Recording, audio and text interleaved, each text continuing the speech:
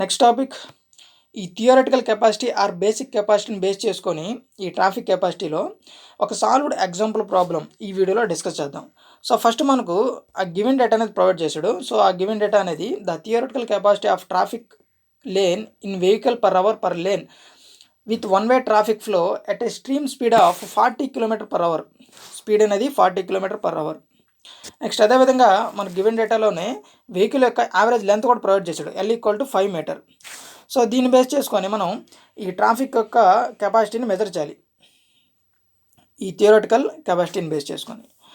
So మనకు ఈ basic capacity చూసుకుంటే డ్రైవర్ యొక్క రియాక్షన్ టైం అనేది T = 0.7 సెకండ్.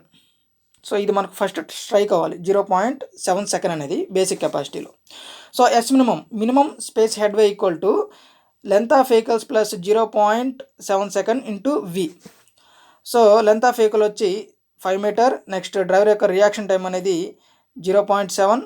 నెక్స్ట్ అదేవిధంగా V స్పీడ్ అనేది మనకి ఇక్కడ km/h ఉంది. సో క్యాపిటల్ V ఇది. సో దీన్ని స్మాల్ v అంటే మనకు మీటర్/సెకండ్స్లోకి కన్వర్ట్ చేయాలి.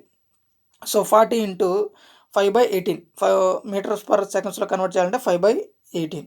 సో ఈ వాల్యూ మొత్తాన్ని సింప్లిఫై చేస్తే మనకు వచ్చే వాల్యూ అనేది 12.77 మీటర్. సో ఇది S minimum space headway వచ్చి 12.77 మీటర్. సో మనకు మినిమం స్పేస్ హెడ్ వే వస్తే ఈజీగా మనకు ట్రాఫిక్ యొక్క కెపాసిటీని మెజర్ చేయొచ్చు. So traffic capacity C = Q maximum = 1000 × capital V/S minimum. So 1000 × capital V వచ్చి మనకు 40 km/h divided by S minimum value వచ్చి మనకు 12.77.